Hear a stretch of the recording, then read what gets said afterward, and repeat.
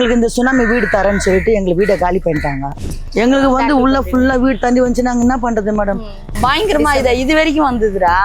இது வரைக்கும் இந்த ஜன்னல் வரைக்கும் இருந்தது ஃபுல்லா. பேட் வாங்குறதுக்கு ரொம்ப கஷ்டமா இருக்கும். தண்ணிலாம் நின்னா நிறைய தூசிலாம் கலந்து வருது. இந்த தண்ணி ரொம்ப பிரச்சனையா இருக்கு. இது குடிக்க முடியாது எங்களால. தண்ணியில நடந்து காலில் வந்து சேத்து புண்ணு மாதிரி வந்துடும். நிறைய ப்ராப்ளம் இருக்கும். எங்க பாப்பா கூட ரொம்ப 2 வருஷமா ட்ரீட்மெண்ட் எடுத்துன்னு அந்த தண்ணினாலேயே அது பாதிப்பாயிடுச்சு எங்க பாப்பாக்கு. டெய்லி கொசு வந்து அடிக்கிறான். ஆனா அது கொசு சாவற மாதிரியே தெரியல. இந்த கரண்ட் ஒயர்லாம் தொங்கும். Hello and welcome to the New Indian Express.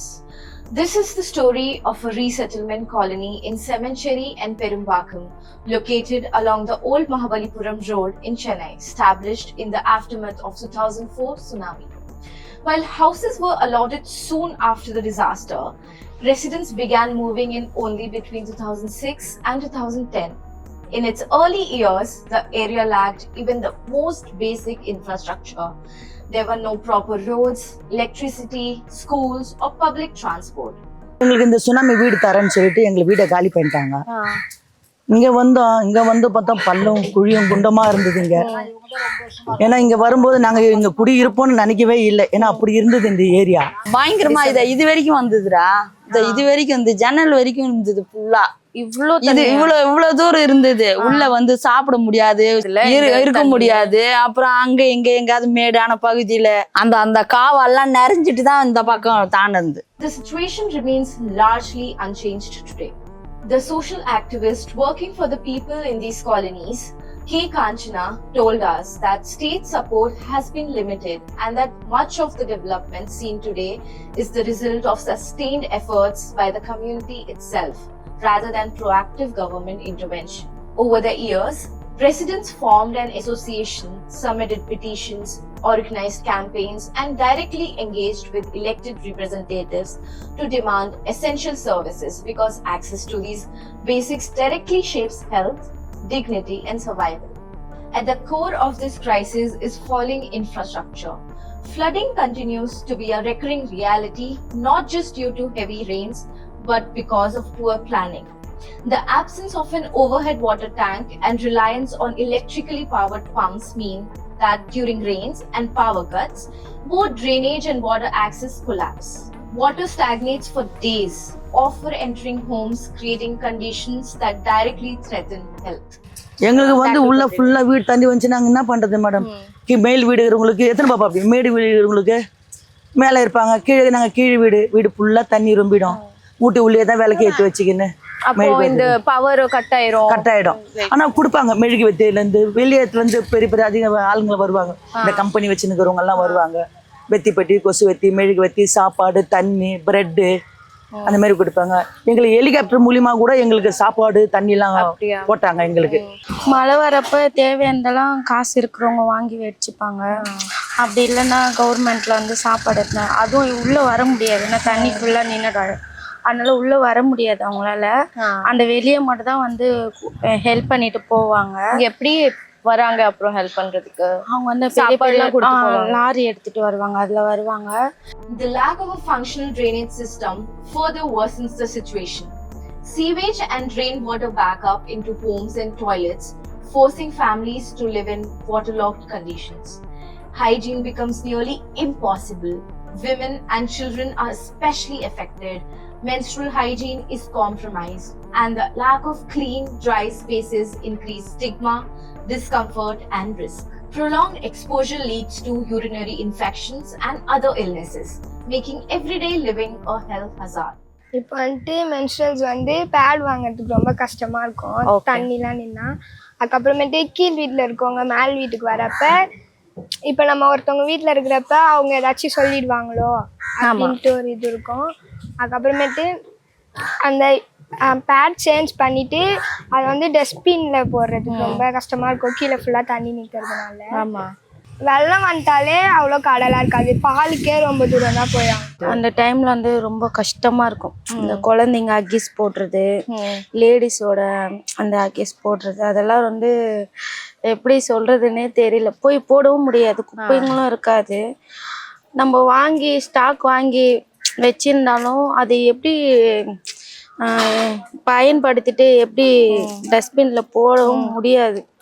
அது நிறைய பேர் தண்ணியிலேயே அப்படியே அடிச்சு விட்டுருவாங்க. அதெல்லாம் வேற வரும்.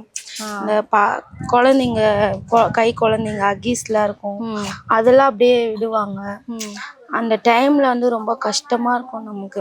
லேடிஸ்க்கு வந்து ஹெல்த் இஷ்யூவாகவும் லேடிஸ்க்கு பெயினா இருக்கும். இந்த மாதிரி வீட்ல எல்லாரும் வந்து ஒரு 10 பேர்கிட்ட அந்த ஒரு வீட்ல இருந்தா எப்படி இருக்க முடியும்? ஒரு நெருக்கமான சூழ்நிலையில வந்து அப்பா அம்மா ஆயா எல்லாரும் வந்து இப்ப 2 வீடு, கீழே ஒரு வீடு மேல ஒரு வீடு வச்சிருக்கிறோம். அப்ப எல்லாருமே ஒரே வீட்டுல இருக்கிறப்ப அது ரொம்ப லேடிஸ்க்கு வந்து அது ரொம்ப ஒரு பெரிய பிரச்சனையாவே இருக்குது. அந்த நாப்கின்லாம் எப்படி டிஸ்போஸ் பண்றது அப்படின்றதுக்கு. Water itself remains a major concern. There is no consistent supply of running water and residents depend on pumps or storage. Though supply has improved to a few hours a day, the quality is still poor. It is salty, discolored and unhygienic. Many families are forced to buy canned water despite financial strain, often reducing their consumption of drinking water. குடிக்கிற தண்ணி வந்து காசு கொடுத்து தான் வாங்கணும் தேவையானவங்க. லாரியில தண்ணி எடுத்துன்னு வந்து கொடுக்குறாங்க, ஒரு கேன் 20 ரூபான்னு கொடுக்குறாங்க. அதாவது நம்ம ஃபில்டர் பண்ண வாட்டர் வந்து 30 ரூபா ஒரு கேனு. தேவைப்படுறவங்க அதை வாங்கிக்கிறாங்க, இல்லைன்னா அந்த தண்ணி லாரியில கொண்டு வராங்கல்ல, அதை காசு கொடுத்து 20 ரூபாய் கொடுத்து கம்மியா இருக்குன்னு சொல்லி அதை வாங்கிக்கிறாங்க. ஆனா அது குடிக்க முடியாது. இந்த தண்ணி கார்பரேஷன் தண்ணி குடிக்க முடியாது. அந்த தொட்டி கிளீன் பண்ணாம இருக்கும், சில விஷயம்லாம், அதனால ஃபீவர்லாம் வரும் அப்படின்லாம் சொல்றாங்க. தெரிஞ்சவங்க அப்படியே ஒரு சில ஆளுங்க, பழைய ஆளுங்க, வயசானதுங்க, அதுங்களுக்கு ஹெல்ப்புக்கு ஆள் இல்லாம, அதை வாங்கி கொடுக்கறதுக்கு சொல்றதுக்கு எடுத்து சொல்றதுக்கு ஆள் இல்லாம, அதெல்லாம் அப்படி கார்பரேஷன் தண்ணியோ எதையோ ஒன்று யூஸ் பண்ணிட்டு அப்படியே போயிட்டு இருக்குடா. நிறைய தூசி எல்லாம் கலந்து வருது. அதனால இப்போ ஆமா இந்த டைம் இப்போ யூஸ் பண்றப்ப உடம்பெல்லாம் அரிக்குது இந்த வெயில் டைமுக்கு. அது இந்த தண்ணி ரொம்ப பிரச்சனையா இருக்கு. இது குடிக்க முடியாது எங்களால. நாங்க கேன் தண்ணி அது வாங்கி யூஸ் பண்றோம் நாங்க. Okay. This directly contributes to health issues, including diseases and infections caused by contaminated water used for daily needs. தண்ணியில நடந்து கால்ல வந்து சேத்து புண்ணு மாதிரி வந்துடும். அப்புறம் வந்து நிறைய ப்ராப்ளம் இருக்கும். எங்க பாப்பா கூட ரொம்ப 2 வருஷமா ட்ரீட்மெண்ட் எடுத்துனோம். உடம்பெல்லாம் அப்படியே ஒரு மாதிரி அக்கி மாதிரி வந்துச்சு அந்த தண்ணியில, அந்த ஃப்ளட் தண்ணினால. அதனால நாங்க 2 வருஷம் வந்து ஹாஸ்பிட்டலுக்கு ரொம்ப எடுத்துன்னு போய் எல்லாம் பார்த்துனோம். Healthcare access is critically inadequate. For thousands of families, there is only one urban health center offering basic services like checkups and antenatal care, but lacking emergency care, equipment and specialized treatment. In emergencies, residents must travel long distances to government hospitals, losing crucial time. Even maternal care is limited.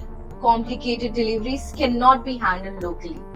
This gap between access and actual care leaves communities vulnerable, especially during urgent situations. ஆமா, இங்க இருக்கு செம்மஞ்சேரி ஆஸ்பத்திரி இருக்கு, இல்லை பெரும்பாக்கம் ஆஸ்பத்திரி இருக்கு. இங்கே சில மாத்திரைகள்லாம் இருக்கும், இங்கே சரியா இல்லைன்னா அங்கே அமுச்சு விடுவாங்க. அங்கேயே இப்போ மாத்திரைகள்லாம் இல்லைன்னா ஜிஹெச்சுக்கு போடுறாங்க. அப்படி எனக்கு பிபி இருக்கு, இங்கே மாத்திரை கடை தரமாட்டேன், நீ 8 இருக்கிற இங்கே கிடையாதுன்றாங்க. பார்மசியும் இல்லையா, கடையெல்லாம் இல்லையா, அங்க எல்லாம் ஆட்சியானதான் போகணும். இங்கெல்லாம் மெடிக்கல் ஷாப்பு கிடையாது. கடைக்கு போனோம்னா எல்லாம் அதுவும் ஆட்சியானதான் போகணும். அங்க போனா ஒரு டைம் போனா இப்படி 1000 ரூபாய் இருந்தா தான் போய் பார்க்க முடியும். ஆமா. இப்ப இங்கெல்லாம் போனா அங்க எப்படி போவீங்க? என்ன ஆட்டோலாம் இருக்கா? ஆட்டோல எவ்வளவு ஆகும்? 10 ரூபாய் ரொம்ப முடியல ஃபர்ஸ்ட் எல்லாம் ஆட்டோ வைக்கிறோம் 100 ரூபாய் கொடுத்து தான் போகணும். திடீர்னு ரொம்ப முடியல என்ன பண்ணுவோம், ஆட்டோல ஏற்றி போனா 100 ரூபாய் கொடுத்து தான் போகணும். இங்க இருக்குது ஒரு கவர்மெண்ட் ஹாஸ்பிட்டல். நாங்க அங்க வந்து ரொம்ப அலட்சியமா பதில் சொல்லுவாங்க. நம்ம போய் நம்ம சூழ்நிலை ரொம்ப கஷ்டப்படுற பீப்புள், நம்ம வந்து ஒரு நார்மல் பீப்புள் கூட நம்ம கிடையாது, அதோட கொஞ்சம் கீழே தான் இருக்கிறோம். நம்ம போய் பாக்குறப்ப அவங்க வந்து ஒரு ரெஸ்பான்சிபிள் பண்ண மாட்டாங்க, ஒரு அலட்சியமா பதில் சொல்லுவாங்க. அதனால நம்ம போய் பிரைவேட் ஹாஸ்பிட்டல்ல தான் நாங்க வந்து குழந்தைங்க எங்க எடுத்து போனீங்க? எங்க பாப்பா வந்து வேற ஒரு பிரைவேட் ஹாஸ்பிட்டலுக்கு இட்டுன்னு போனோம். அது மேடவாக்கம் சைட்ல இருக்கு. அங்க போய் பார்த்தப்ப சோப்பு எல்லாம் கொடுத்தாங்க. ஒரு 2 வருஷம் இருந்தது எங்க பாப்பாக்கு. அது அப்படியே போட்டு அப்படியே பெருசா புண்ணு மாதிரி இருக்கும். அதனால ஃபீவர் வந்தது அவளுக்கு ரொம்ப. ஒரு 1 month அந்த ஃபீவர்ல வந்து என் குழந்தை ரொம்ப அவஸ்தைப்பட்டது. அந்த தண்ணினாலேயே அது பாதிப்பாயிடுச்சு என் பாப்பாக்கு. Amid these conditions, non-governmental organizations and community groups like Tolme attempt to bridge the gap. Their work focuses on adolescent girls and young women, providing sexual and reproductive health education, career guidance, and financial support. Initiatives like My Body, My Rights promote bodily autonomy while also addressing menstrual health, nutrition, exercise, and rising concerns such as PCOS, sexually transmitted infections. These issues are made worse by poor living conditions and limited awareness. கொசுலாம் செம்மையாகுதுமா. எது பண்ணாலும் அது அசைவே மாட்டேன். நைட்ல எல்லாம் தூக்கமே இல்லை. Daily கொசு மருந்து அடிக்கிறான். ஆனால் அது கொசு சாவற மாதிரியே தெரியல. கொசுவை ஆளோட்டு போடுறோம், கொசு வச்சு நீட்டு ஊற்றி எதுவும் அந்த மஷின்லாம் ஸ்ப்ரே பண்ணி அடிக்கிறாங்க. டெய்லி வந்து அடிக்கிறாங்க. இங்கேயே வந்து செமஞ்சல அடிக்கிறாங்க. ஆனா கொசு ரவ கூட ஓய்ஞ்ச மாதிரியே தெரியல. At a deeper level, these challenges reflect systemic and political neglect. While speaking to us, Kanchana describes this resettlement as a form of modern discrimination, with marginalized communities pushed to the city's periphery, away from resources and opportunities. Promised infrastructure like drainage, healthcare, housing remains incomplete. இந்த காவா தண்ணி எல்லாம் சேர்ந்து ரொம்ப கஷ்டமான இதுவாயிடும். இருக்க முடியாது, கரண்ட்டும் இருக்காது. எந்த ஹெல்ப்புமே ஃபர்ஸ்ட்ல வந்து கொடுத்துட்டு போயிடுவாங்க. உள்ள யாருமே வந்து பார்க்கவும் மாட்டாங்க உள்ள இருக்கிறவங்க எப்படி இருக்கிறாங்கன்ட்டு. ஏன்னா இங்கெல்லாம் பாத்தீங்கன்னா இது லாஸ்டா இருக்கிறதுனால கொஞ்சம் பள்ளமா இருக்கிறதுனால இந்த இடத்துல எல்லாம் நிறைய தண்ணி. அதனால வந்து இந்த கரண்ட் ஒயர்லாம் தொங்கும். அந்த டைம் ஆஃப் பண்ணி தான் வச்சிருப்பாங்க. ஆனாலும் இந்த காவாங்கெல்லாம் ஓப்பன்ல இருந்தது. இப்ப கொஞ்சம் ரெடி பண்ணிருக்காங்க. அப்ப வந்து அந்த சைட்லாம் போக முடியாது. எப்படி என்ன ஆகும், பாம்பு இருக்கும், பாம்பு வரும் தண்ணியில. அந்த மாதிரி நிறைய. எவ்வளவு டேஸா நிக்கும் அந்த தண்ணி? இந்த தண்ணி வந்து ஒரு 2 வாரம் கிட்ட இருக்கும். 2 வாரம்? 2 வாரம் இருக்கும். அது கொஞ்சம் கொஞ்சம் கொஞ்சம் கொஞ்சம் போக போக அப்படியே சேராயிடும். பிளாக் கலர் எல்லா குப்பையும் வந்துடும். நிறைய குப்பைங்கெல்லாம் வேற அடிச்சுன்னு வரும். அதனால நமக்கு ஒரு நிறைய இன்ஃபெக்ஷன்லாம் வர ஆரம்பிச்சிடும் நமக்கு. Education gaps, overcrowding, and poor connectivity continues to shape cycles of dropout, child labor, and vulnerability, which are often misread as behavioral issues rather than consequences of systemic failure. And yet, there is resilience. Residents continue to organize, report issues, and push for accountability. Their efforts have led to some improvements in water supply and response systems, but these remain reactive. While resettlement provided physical housing, it has not ensured dignified living conditions. Persistent gaps in water, sanitation, healthcare, and infrastructure continue to turn everyday life into a cycle of health crises, placing the burden on communities that are already vulnerable, but still fighting for a more stable and hopeful future. Thank you.